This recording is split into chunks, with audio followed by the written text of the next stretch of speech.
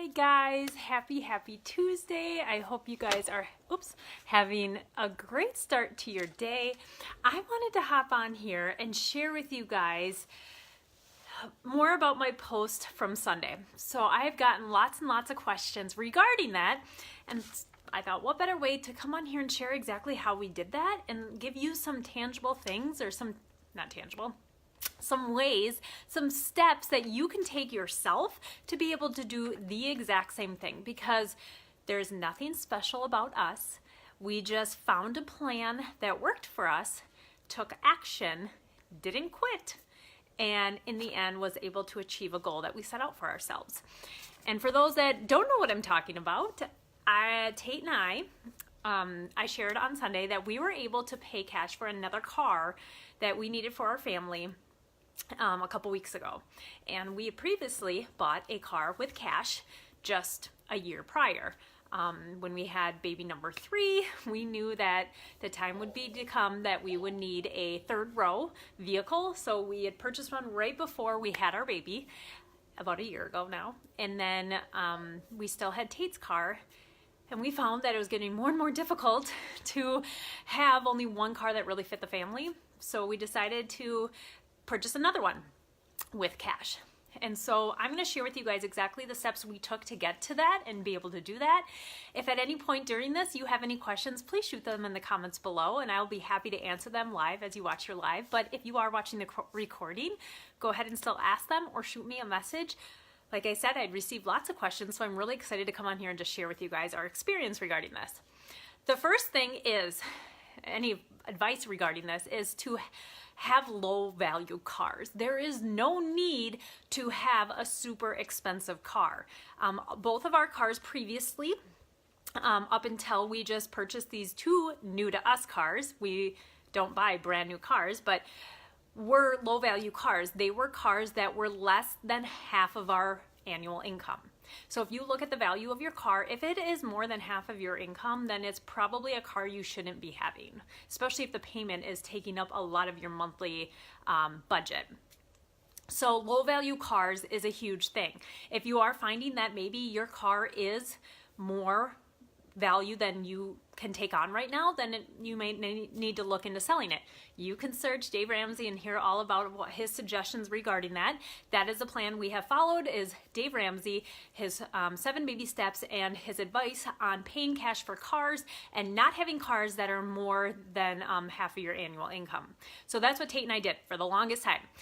We made mistakes early on in our post-college life where I purchased a brand new car, we bought Tate a used car, and they were somewhat expensive, but not overly expensive.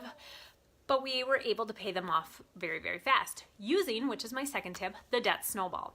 And if you don't know what that is, I highly encourage you to search DaveRamsey.com and where he talks about the debt snowball.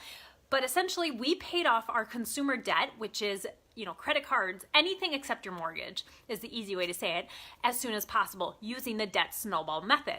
And so we paid our cars off as soon as possible, along with our student loans, credit cards, all of our consumer debt. And so we followed that plan, paid off our cars. So first step, have low value cars. Second is to use the debt snowball to pay off your debt as soon as possible, including your car loans. Well, then after that, it was like we decided to pay ourselves the car payment. And this is where it's fun, because if there was a month where money was a little bit tight, maybe we wanted the boys to do swimming lessons, or maybe there was something else that we wanted to go on a vacation, or any of those sorts, we were able to, let's say, okay, let's not pay ourselves a $500 car payment that would go into a savings account, and let's just use that to go on a vacation, or put towards something else, whether that be swimming lessons. And it was easy to do because we didn't owe anybody else money, so we were paying ourselves a car payment every single month, unless we decided to use that money for something else to build up our savings account for our next cars. So previously we had our cars, paid them off. Well, we could have decided to get new cars at that time or do something else. But we're like, no, let's build up our savings account so that when the time comes that these cars are driven into the ground, because that's what our goal was before our family got expanded, we paid ourselves a car payment by putting it into a general savings account at our bank. I titled it car, so we knew not to touch that general savings account. Every single month, build that up. So if you have a goal of, okay, it's going to cost us $10,000, we got to get a new car probably in 2 years, divide that by 24 months, and that's how much you should be depositing into that savings account every single month to reach that goal. So we kind of had a set amount, like, let's build it up to this and we'll just see what happens. So that's what we did. Then we are just patient, you guys. So we knew when we got pregnant that we would need another car, but we decided to just be patient. There was no rush to buy a car. We were just very, very patient during this process. We waited, we researched, decided to look what was out there, waited to see if one was on, the Facebook Marketplace, because we knew we'd get that cheaper versus buying from a dealership. We weighed out different options, but most importantly, we were patient. And that's the big thing. When you're building the savings account, you have to be patient. When you're waiting to buy the car to find the right deal, you have to be patient, especially if it's not considered an emergency. Now, if it is an emergency, like you totaled your car and you need to buy a new one and you only have $2,000, well, you just find a car that's $2,000. You don't find a car that's $10,000. You find with what cash you have. So we were patient. And we finally found the car that we bought a year ago, and we purchased it with a portion of our savings account. We didn't use all of it. We also sold my car, private party, at that time and used that money and deposited it into our car savings account. So we still had some money in there to purchase another car at some point if needed, because we knew Tate's car would eventually, it was getting up there in miles. We also were not prone to be like, oh, once it reaches certain mileage, then we got to get a new one. We're like, well, we'll just keep driving it until it dies or we feel the need to get a new one. So we were just very, very patient. And then over the last year, we have found more times than not that we need a second car that can fit our whole family comfortably. And so Tate's been wanting this for a longer time than me, so we decided to be patient and look for the right deal, and it finally was presented itself. And we did research again and figured it all out, and we were able to pay, because it was the right price.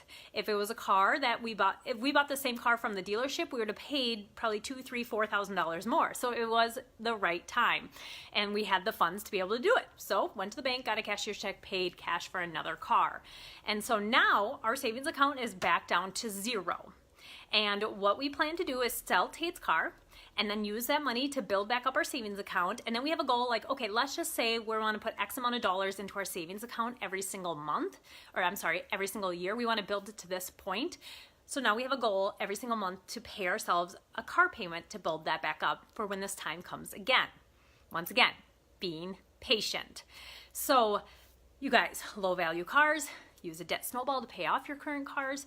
Pay yourselves the car payment once that is complete to build up your savings account for your next car. Be patient during the process. And my last tip for you guys is to always be learning. The next steps. It's never, I know it all, so I don't ever have to listen or read books regarding this or anything like that. I am always in learning mode when it comes to this stuff. And so I still listen to Dave Ramsey's podcast or radio show as much as I can. I'm learning stuff every single day. Tate even asked me the other day, and he's like, don't you already know everything his answers are going to be? And usually I do, but I'm still learning a ton of things. I learned stuff about a 529 plan the other day that I did not know, which I was like, that's good to know. And I'm constantly reading books. So right now I'm reading this book, this Chris Hogan Everyday Millionaire. So it talks about how you can get your net worth to $1 million just by following his principles of becoming debt-free, building up your retirement, building up your assets by reducing your debt, different things like that. Other books are Retire Inspired. This is all about building up to have a comfortable retirement, one that you're not working to pay off your house and different things like that.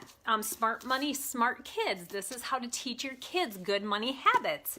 And then the book that started it all for me, Total Money Makeover. I still resort back to this book. I'm still looking in it because I learn new stuff. I figure different things out that can help other people like you guys for me to share with you guys, or I'm learning something new that is now we're in a different season of life with 3 kids. When we first started this, I don't even remember what year it was. Turner wasn't born yet, let's just say that. And so we're in a different season of life, and so we're learning a bunch of new things, but always be learning. Always be learning. Yesterday I was in the car and I listened to an audiobook, How to Be Bad ASS with Money or something like that by Jen Jericho. She writes the other book, You Are a Badass. And so there's one where she's like, you are a badass with money. And I'm listening to that because I'm learning new things. So it's always be learning and just constantly be open to continuing to be a student and learning new things.